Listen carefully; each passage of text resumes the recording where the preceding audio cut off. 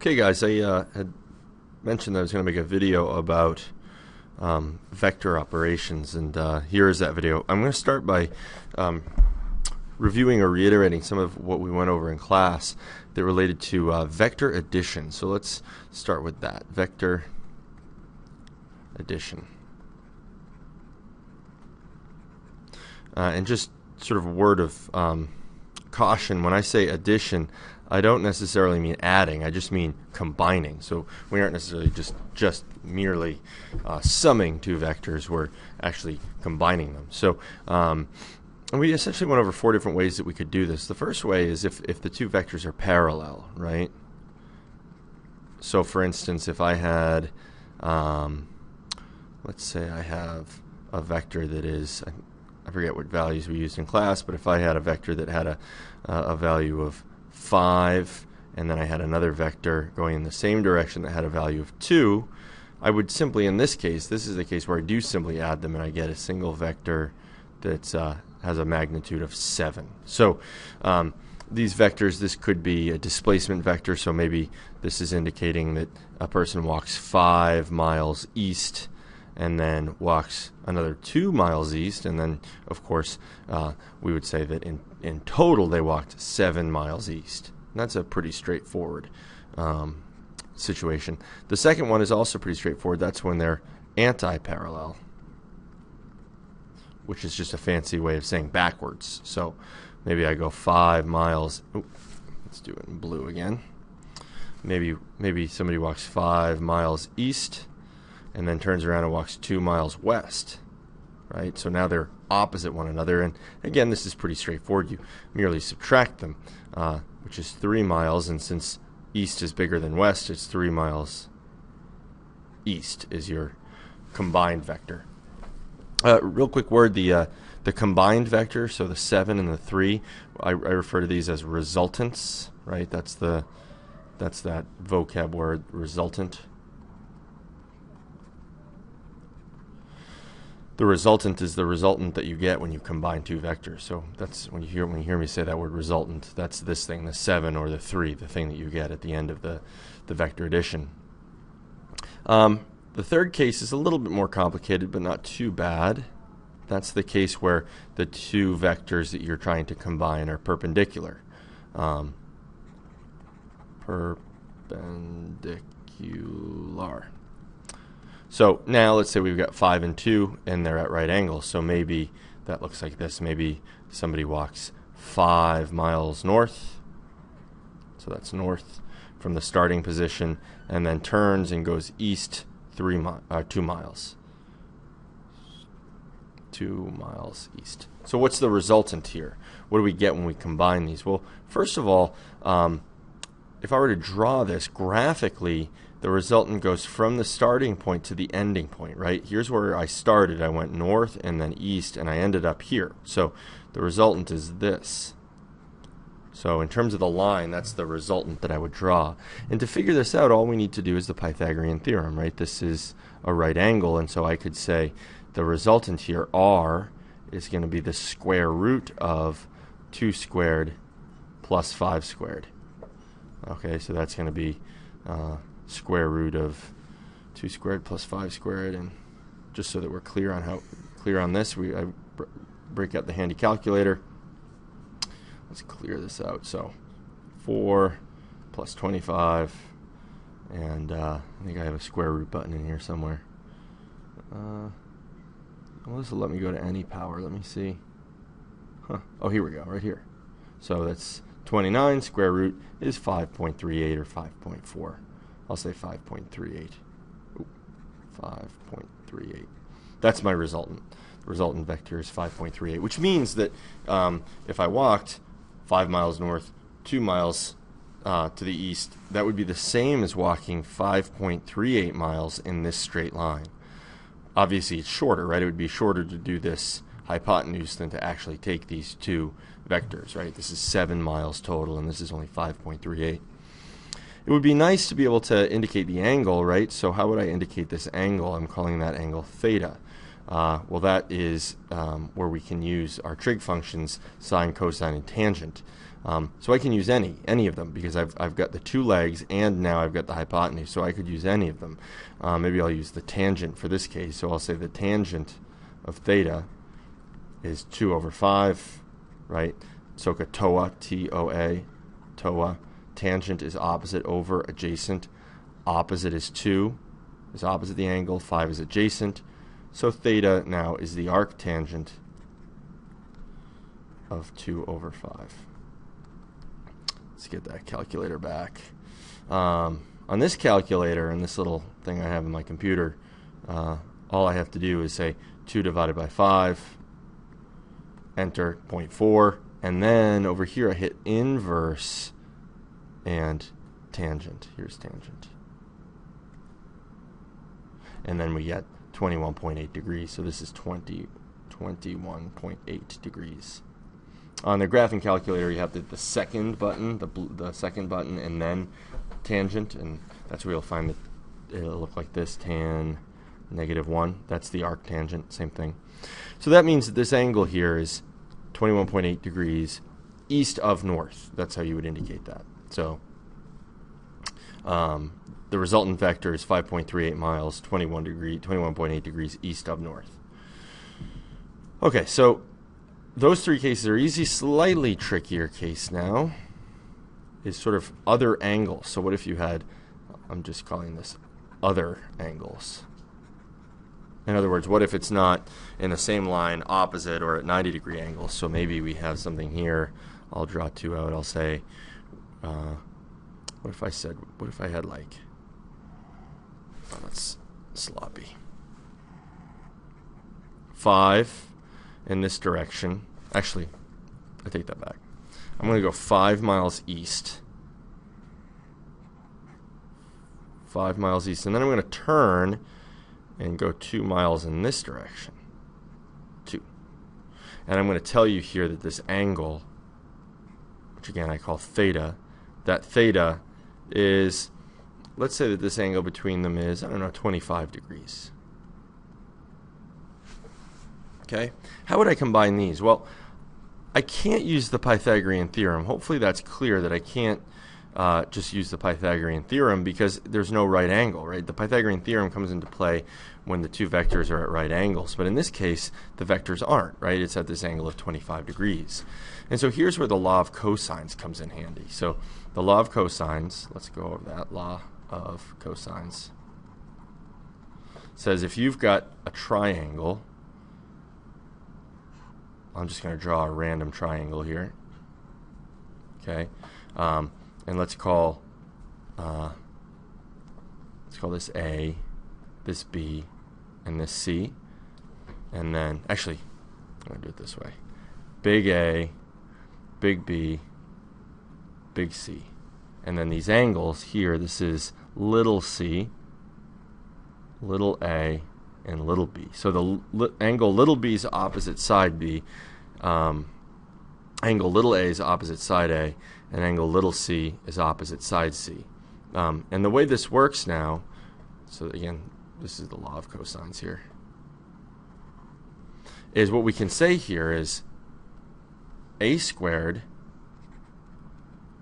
plus b squared minus 2ab cosine, and now we have to be careful. The angle that I'm going to use, if I'm looking for, right, I'm looking for c.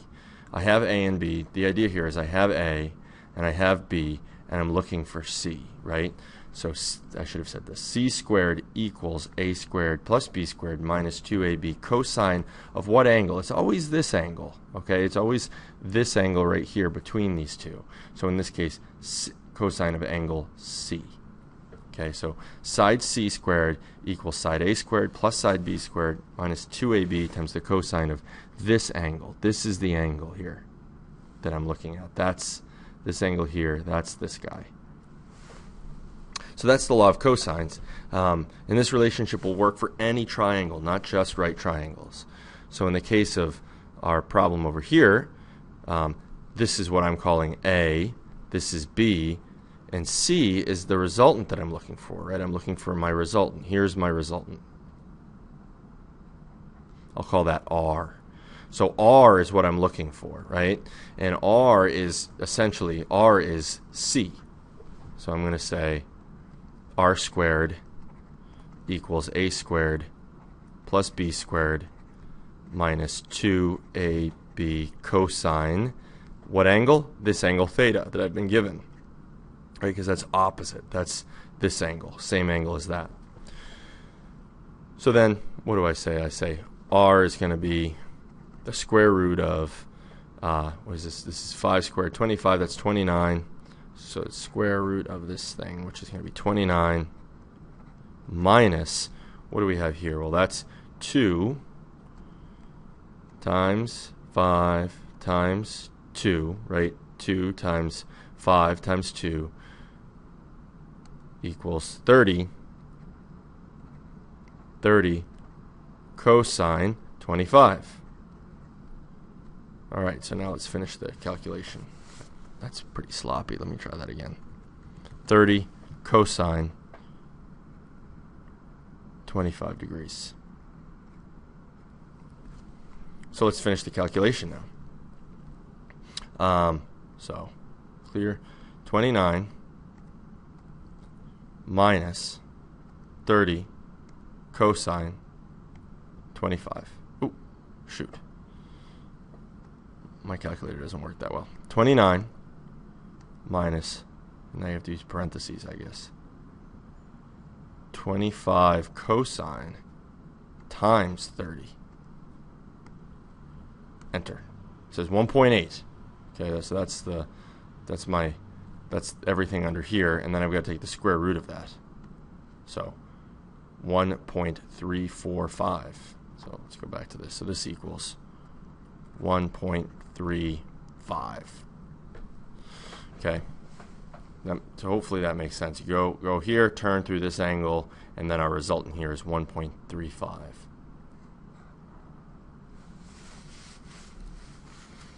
All right.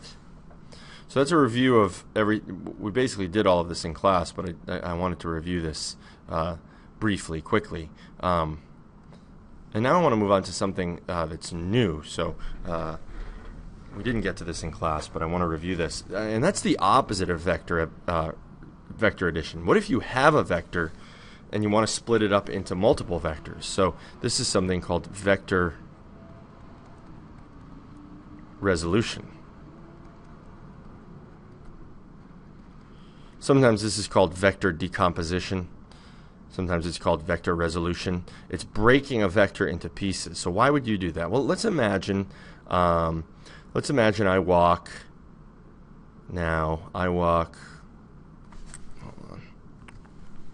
7 miles. Or let's just use a different number. Let's just say I walk 10 miles. And I walk at 10 miles at an angle of 40 degrees here, north of east, right? This is north of east, 40 degrees north of east. So that's what I do. I walk 10 miles, 40 degrees north of east. And you might want to know, how far east did I go, right? I didn't go 10 miles east. You might also want to know, how far north did I go? Well, I didn't go 10 miles north either. It's going to be some amount less than 10, right? In other words, there's a certain amount of this that was in this direction. So some of my 10 miles went east, and some of my 10 miles went north, right? So you might want to know, how much north did I go and how much east did I go, all right? And it might be immediately obvious how you do this. Maybe it's not. So what I'm going to do here to figure out this component, I got to introduce some vocab, I think. So this thing right here, this is called, these two things are called components. And sometimes this is called in this example, I would call this the east component, but frequently this is just called the x component, or the horizontal component. And this is called the y, or vertical component. Vertical. So we have the x component, y component. In this particular problem, we'd probably say the east component and the north component. Don't get confused by this word component. Component just means a piece, right? A component is a piece of some larger whole. So the x and y components, or the east and north components, are making up this vector. And how would you figure out what the size of these components are? Well, we can utilize this angle, right? We have now the angle and we have the resultant. We've got to go backwards here. And we can, again, use our trig functions. So let's start with the y component.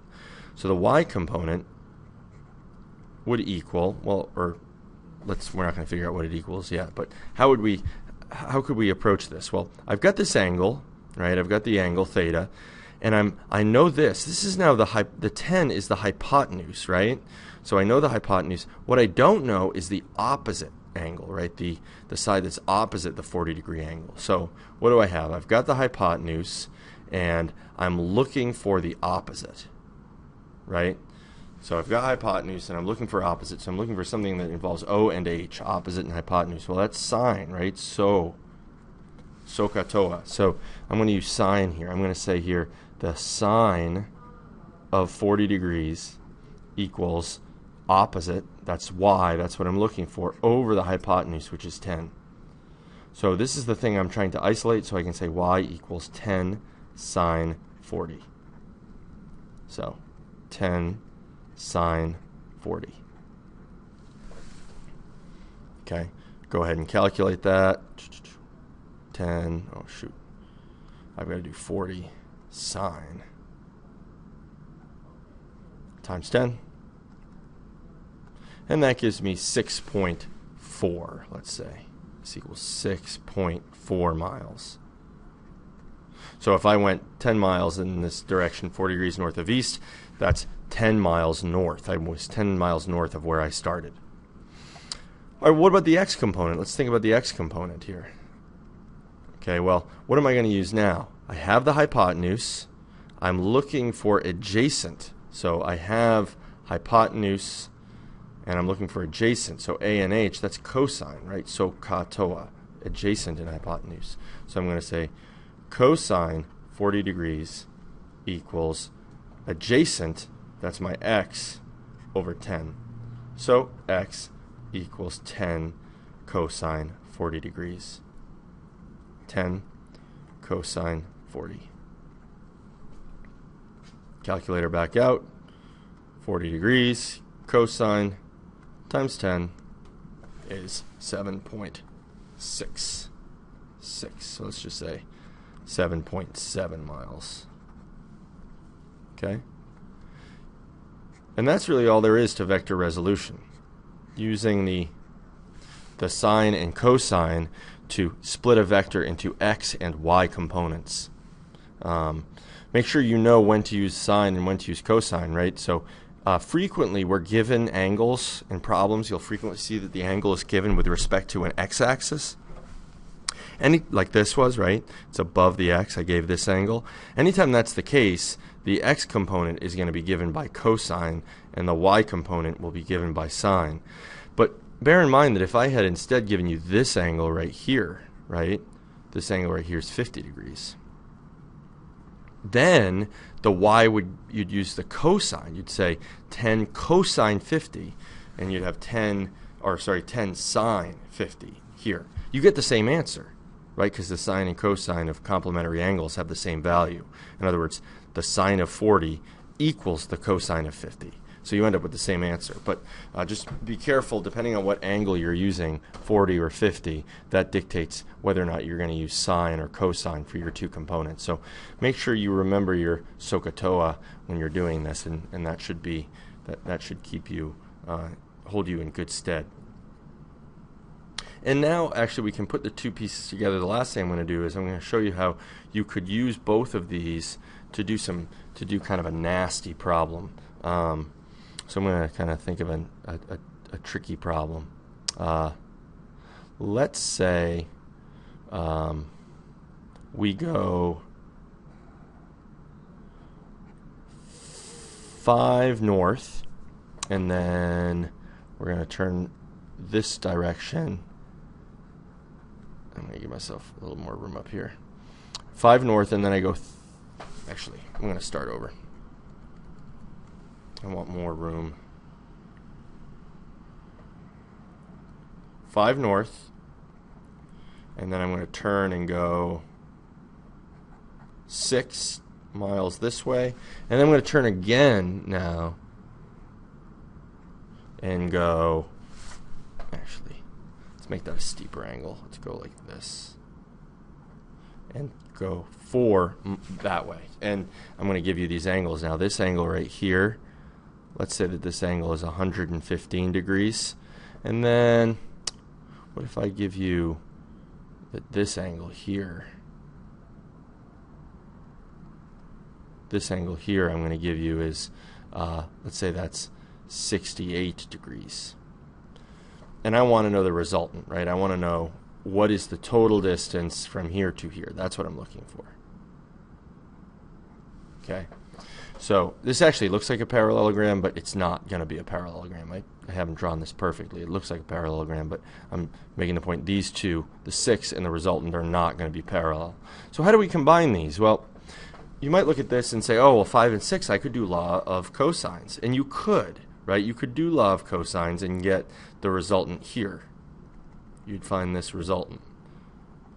But then you'd have to somehow combine this with the 4, which you could do. You could figure out what this angle is. It would take a little bit of work. You could figure it out and then do the law of cosines again to get r.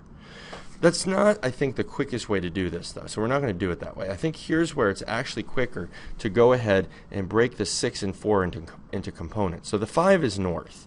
That means it's entirely y, right? It has all y direction, all north. It has no east or west component. So I don't have to bother splitting that one up. But I am going to go ahead and split the 6 up. I'm going to say part of this 6 here, part of it is going up north, and part of it is going over this way to the east, right? And so I can do that. I can split this up. Now, how do I do that? It doesn't look like I have enough angles. Here's my right angle, but it doesn't look like I have any of these angles inside my triangle. But of course, if this is 115 degrees, I can take 180 minus 15 and get that this angle here is 65. Okay. So now I can go ahead and figure out the sides of my triangle. This is going to be 6 cosine 65 right here. That's the north component.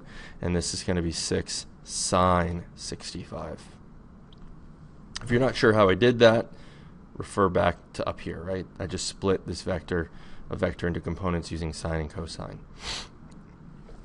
I could do the same thing with the 4, right? I could find the east component of the 4 and the south component of the 4. And this component right here, this is going to be 4 cosine 68. And this one right here is going to be 4 sine 68. Okay, opposite and adjacent. And now what I can do, now that I've got all that, what I've done is I've split these two vectors, 6 and 4, into components. So they're for all intents and purposes, they're gone. So I can erase them. Oop. I can get, why is that happening? Oh, I see why. Sorry. So I can get rid of them, right? I've split that vector into its components, so it's effectively gone now. Okay, so, and you might be saying to yourself, well, it feels like we've taken a step backwards. I only had 3 vectors to start, and now it looks like I've got way more, which actually is true, right? I started with 3 vectors, and now I've got 1, 2, 3, 4, 5 vectors. But now you can see that they're all either in the same direction or opposite directions or at right angles. So now I can combine these vectors relatively easily. So what I'm going to do first is take the vectors that are in the east-west direction, which are these two, right? These are my 2 vectors in the east direction, and they're going the same way, so I'm going to add them. And that's going to be equal to this part of my resultant, right? The total amount east is going to be 6 sine 65 plus 4 cosine 68. So let's go ahead and do that. All right, so what do I have to do? 65 sine times 6 equals, I'm going to take that and I've got to add 68 cosine times 4. And this is 6.9. In other words, the east component is 6.9 miles. And now we got to figure out the north component.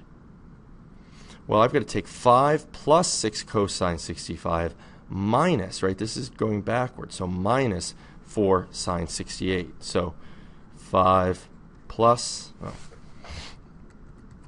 I'll just do it out here. Hopefully you understand what I'm doing. I'm taking these two vectors and adding them and then subtracting this because it's toward the south. So let's say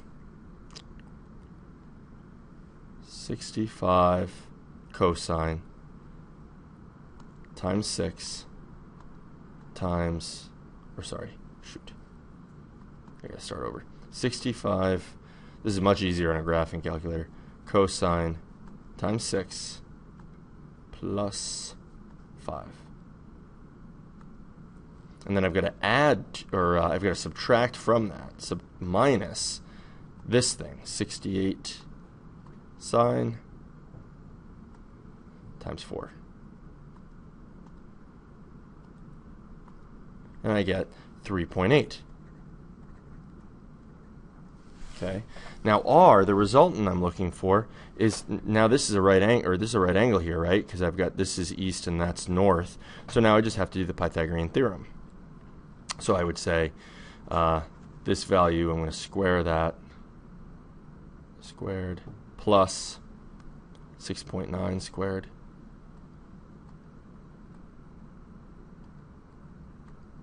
Square root that, and it turns out to be about 7.9. So this is the resultant is 7.9 miles.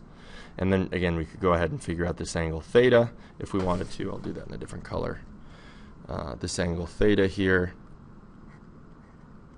Theta, I'm going to say theta. We used the arctangent last time, so I'll use arcsine. Is the arcsine of opposite 3.8 over the hypotenuse, which is 7.9. So here we go. I say 3.8 divided by 7.9. And then I've got to do the arc sine. Ooh, shoot, I screwed something up.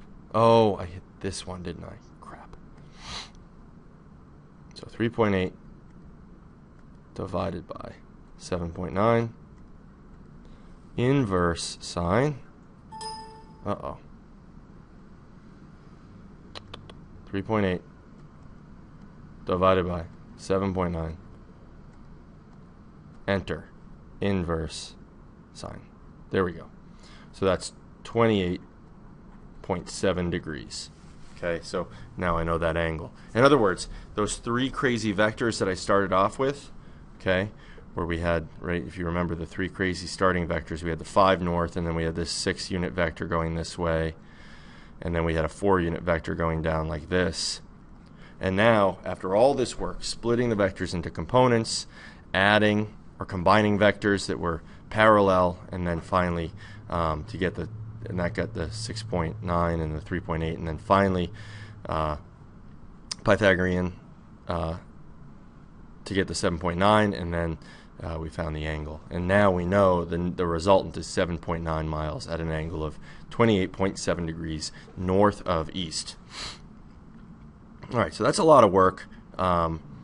Hopefully most of this math is reviewed to you. If you still feel uncertain about some of this stuff, like your trig functions, if you don't know how to use them, or if the law of cosines is tripping you up, let me know, and we can sort you out and extra help. All right, that's all for now.